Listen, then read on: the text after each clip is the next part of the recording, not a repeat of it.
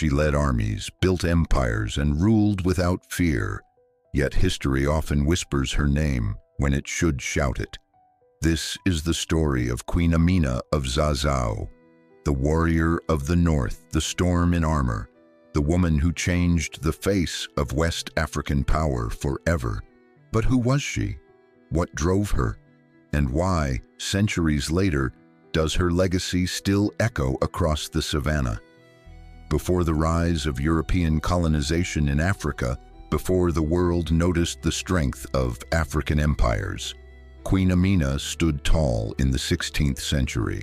She ruled not only with wisdom, but with a sword drawn from fire, one that carved both respect and fear into the hearts of her enemies. While much of the world relegated women to shadows, Amina walked into the light of command. This isn't just a tale of war and conquest. This is a story of strategy, diplomacy, visionary architecture, and raw willpower. In a time when male rulers were the norm, Amina declared herself queen and proved she was born to rule. Not only did she expand her empire further than any ruler before her in the region, but she also built defenses and infrastructure so advanced they're still studied today. But how did she do it? What made her different? Was she born into greatness, or did she seize it? To understand Amina's journey, we must first look at the world she was born into.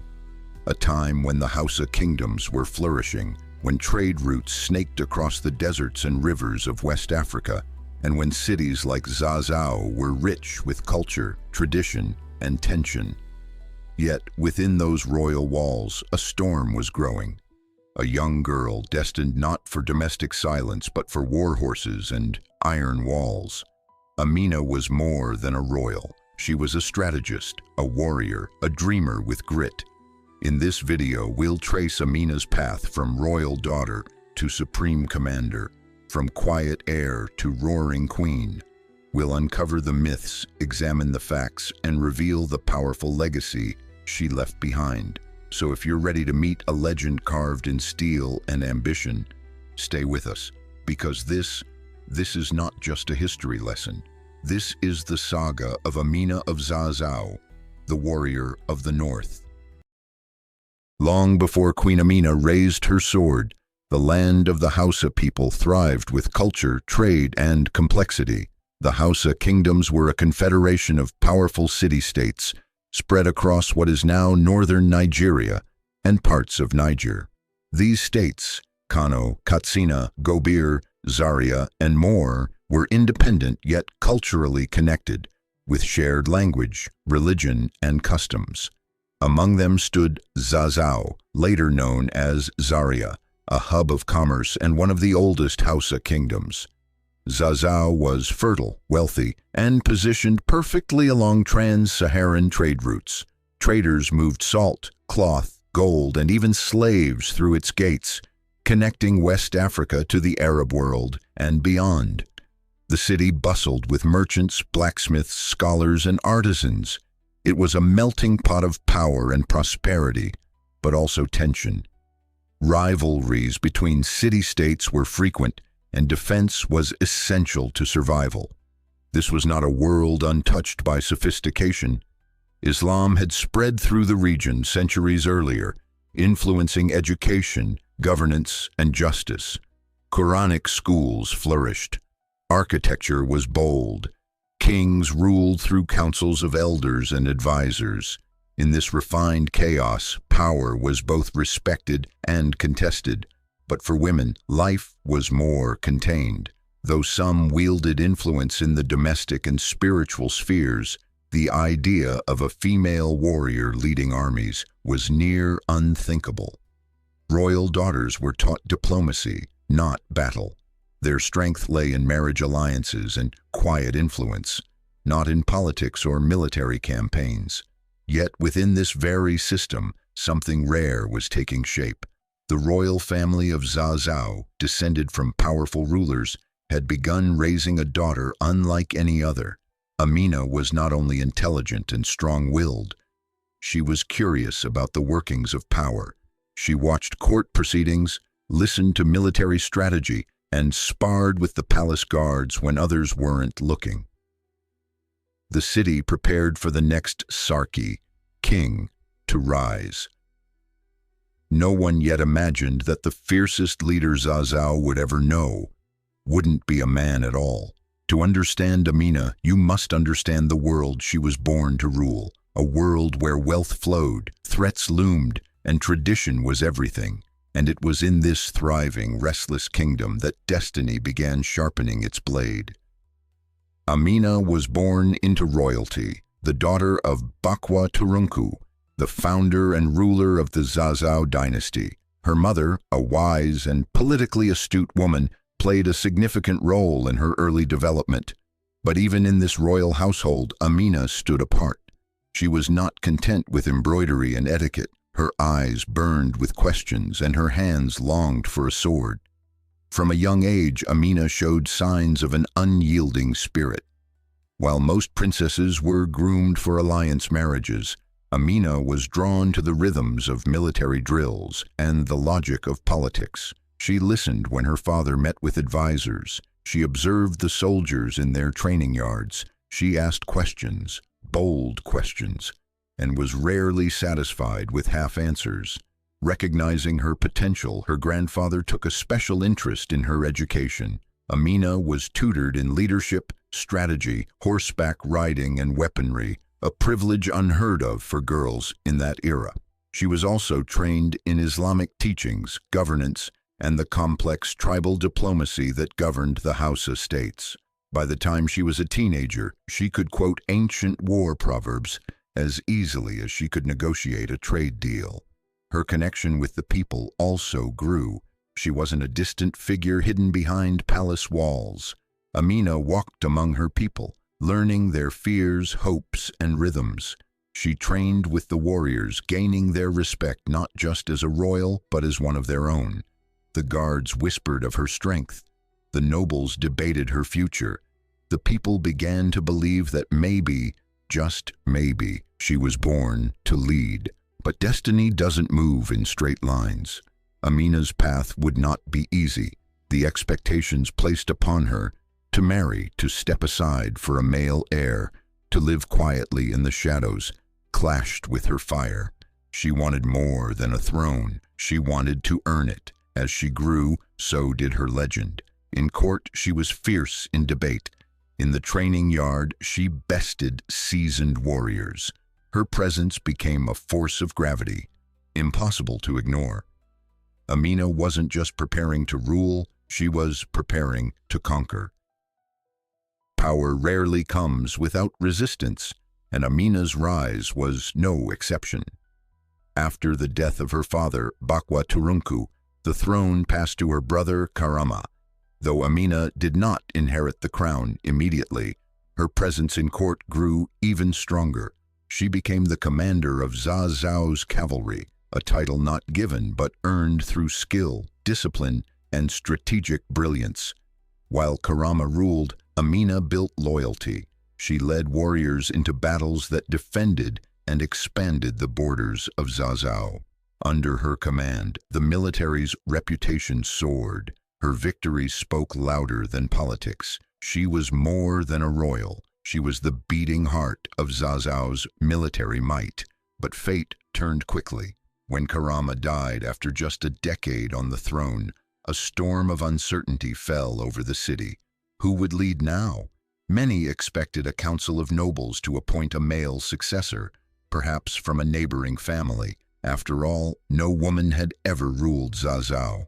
Tradition seemed unshakable, and yet Amina stood tall, unwavering. She didn't beg, she didn't plead. She reminded them of her victories. She reminded them of the borders she had defended, the men who had followed her, the lands that now flew Zazzau's banner because of her strategy and courage.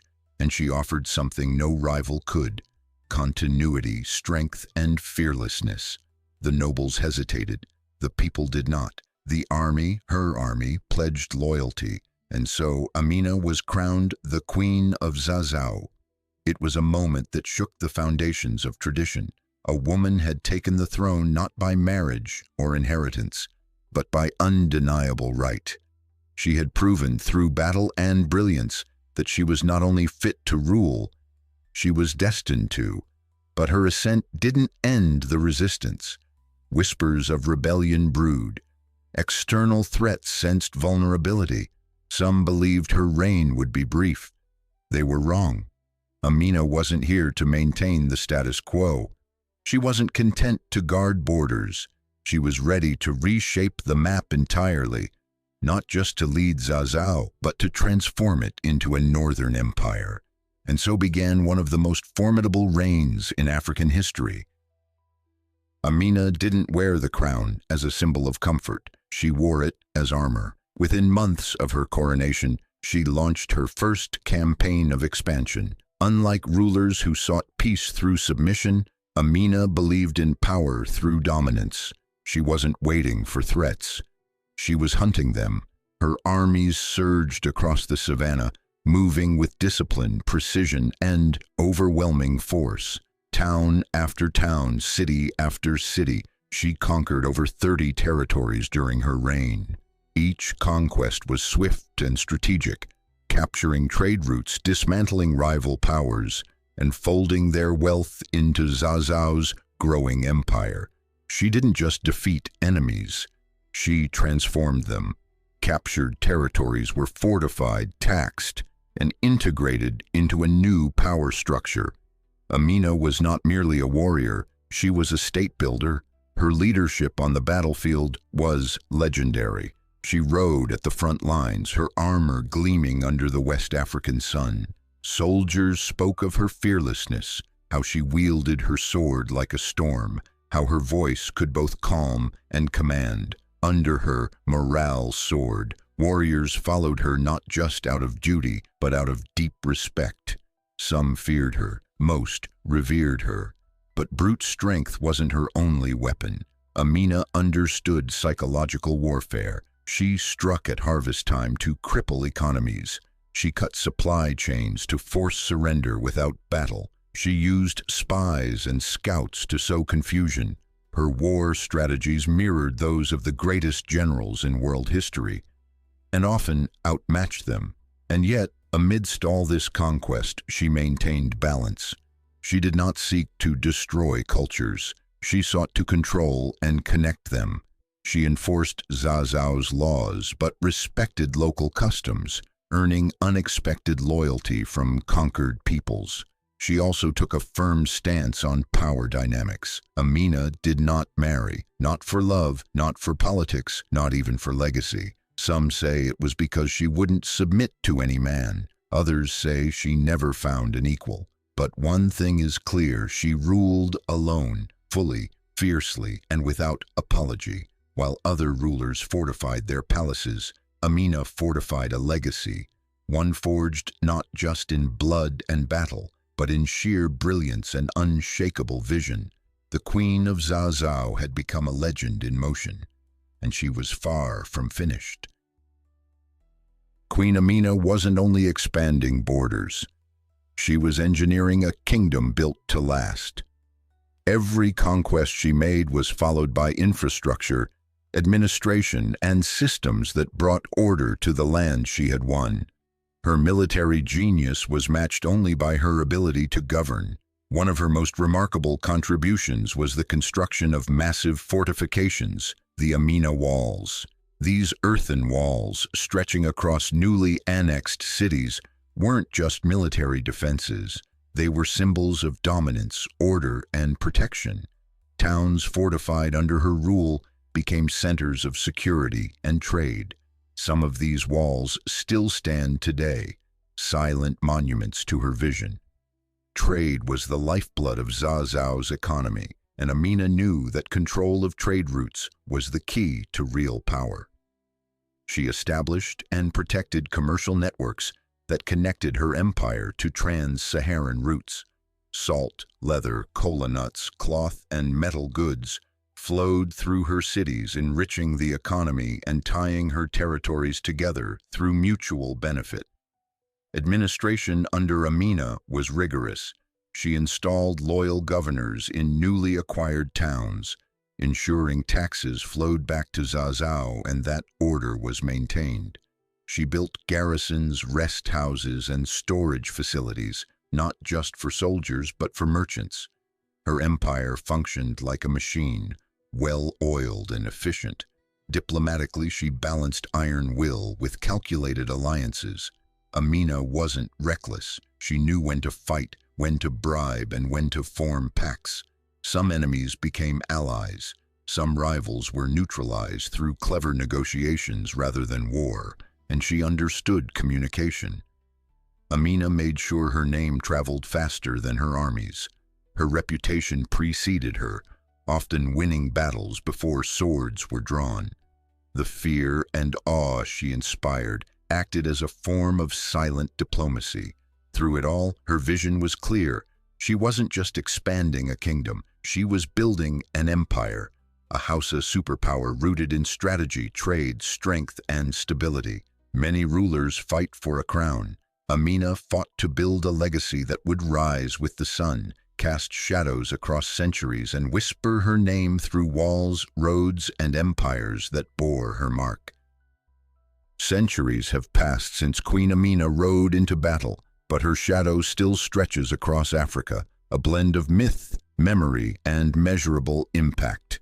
She may be gone, but in many ways, Amina never truly left. Her military genius became the stuff of legend. Generations later, Hausa oral tradition continued to sing of her victories. Griots, West African storytellers, preserved her name in epic poems, ensuring she was remembered not just as a ruler, but as a force of nature. She became a symbol, both revered and romanticized, her story stretching beyond fact into the realm of legend. And yet, beneath the myth lies hard evidence. The Amina walls still exist across parts of northern Nigeria. These ancient fortifications, built by her command, are not just ruins, they're reminders. Each mound of earth whispers of a queen who thought like a general, ruled like an emperor, and built like an architect. Her influence also shaped the political landscape of the Hausa region. After her reign, female leadership didn't become common, but it became possible. She carved out a space in history where none existed, showing what leadership could look like when strength wore a woman's face. Her story has inspired countless Nigerian women to reach beyond the roles prescribed to them. In modern Nigeria, Queen Amina's legacy is everywhere. Statues honor her. Schools are named after her. She appears on currency and in literature. She's celebrated not just as a local hero, but as a national icon. She is remembered alongside global legends, Joan of Arc, Cleopatra, Mulan, as a woman who defied expectations and reshaped history. But her memory is not without distortion. Over time, stories have blurred. Some claim she took a new lover in every city she conquered. Others say she ruled with cruelty. But these tales say more about how history views powerful women than they do about Amina herself. What remains indisputable is this: Queen Amina ruled not from behind palace doors, but from the front lines. She claimed space in a world that denied her one, and in doing so, she became immortal. Queen Amina of Zazzau was more than a ruler. She was a revolution. She challenged the norms of her time, defied gender expectations, and built an empire with intelligence, steel, and sheer determination. Her walls still stand. Her name still echoes. Her story, once passed through whispers, now roars with the voice of history. In a world where women were expected to be silent, Amina made her legacy unignorable. She didn't inherit power quietly. She claimed it boldly, reshaping the very landscape she ruled. And she didn't stop at victory. She built the structures and systems to ensure her kingdom would thrive long after her last campaign ended. Her legacy teaches us something vital: that true power isn't given. It's taken with courage, earned with vision, and held with wisdom. Whether you're a history lover, a dreamer, a leader, or someone just seeking inspiration, Amina's story offers a reminder. Your legacy is not determined by what the world expects of you, but by what you dare to do anyway. She was a warrior, a builder, a queen, Amina of Zazzau, the warrior of the North. If this story lit a fire in you, subscribe to the channel, like the video, and share the legend. Because the world needs more stories like this, bold, brilliant, and true.